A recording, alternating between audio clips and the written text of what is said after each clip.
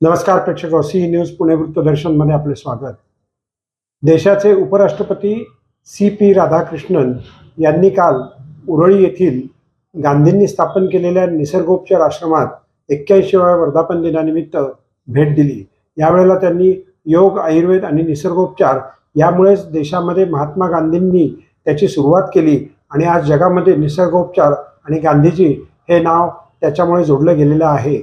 आज या आश्रमात येऊन मला अतिशय आनंद झाला असे प्रतिपादन त्यांनी केले.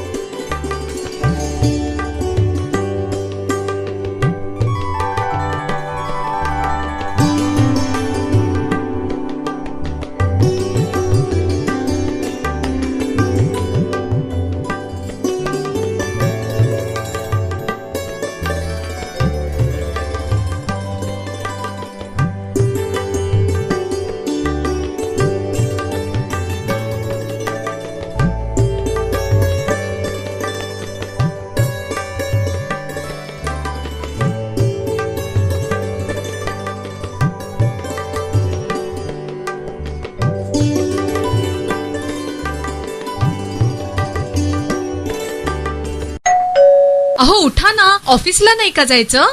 अगं मला आज फ्रेशच वाटत नाही, काही करायची इच्छाच नाही. अहो मग तुम्ही आजपासूनच न्यू युनायटेड फार्मसीचे गुड मॉर्निंग चूर्ण घेणं सुरू करा. अपचन, मलावरोध, बद्धकोष्ठ, आम्लपित्त आणि पोटाच्या तक्रारींवर खात्रीशीर आयुर्वेदिक उपाय. गुड मॉर्निंग चूर्ण. 35 वर्षांपासून सगळ्यांच्या पसंतीचे गुड मॉर्निंग चूर्ण औषधांच्या प्रत्येक दुकानात मिळते.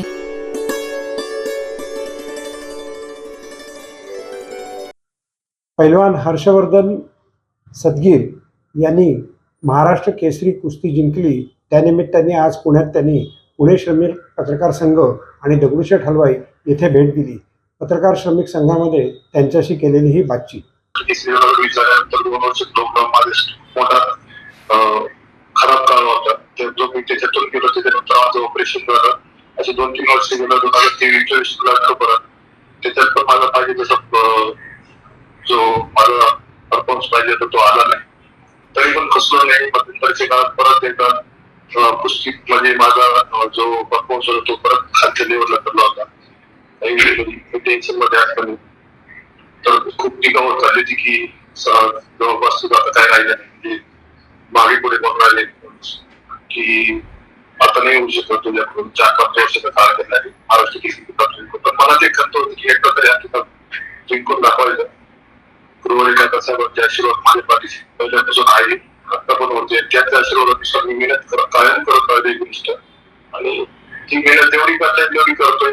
आणि त्याच्यात मला काही सोयी कालपुकार भेटला. तो नगरसेवकीचा किताब भेटला. खूप माझ्यासाठी मोठी गोष्ट आहे. तर जी स्पर्धा काल पार पडली ती पहिल्या निर्देशावर होती, मोठ्या प्रमाणात परिस्थितीने दिलं. तर मी मानकरी जातो त्याचं मला खूप मोठा आहे.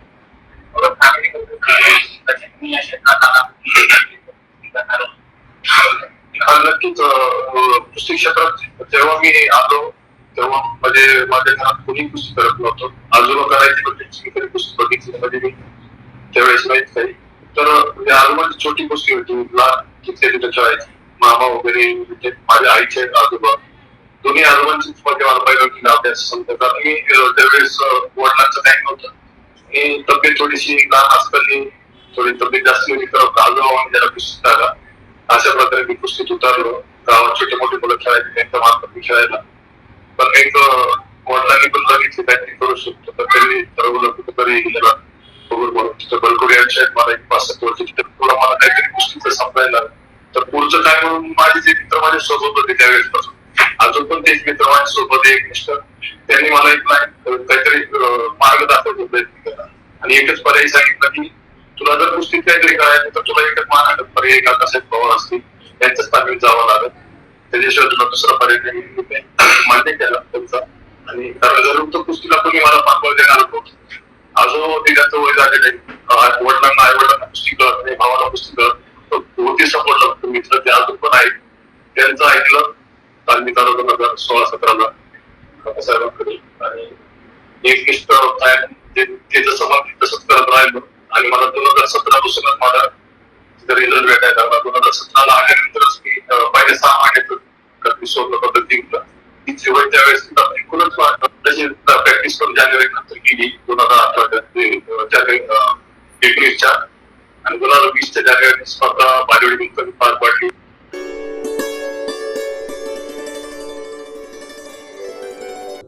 त्याचप्रमाणे पत्रकारांच्या कक्षामध्ये प्रेक्षकांना बसण्यास परवानगी दिली गेली आणि पत्रकारांना त्या ठिकाणी वागणूक योग्य प्रकारे दिली गेली नाही, त्याचाही निषेध पत्रकारांनी केला.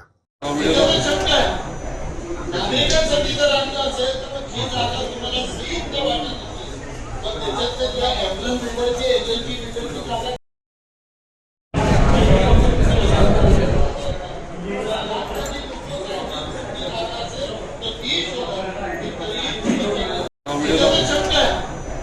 नागरिकांसाठी जर आणलं असेल तर मग जी जागा तुम्हाला सीट वाटत मग त्याच्यात ज्या ॲम्ब्युलन्स नंबरची एजन्सी जागा सूचना घेतली आणि त्याच्यामध्ये मिलिटरीनी सुद्धा घेतली आणि मिलिटरीनी सांगितलं वर्क ऑफ डिफेन्स ऍक्ट मध्ये होत नाही, करू नका प्लीज.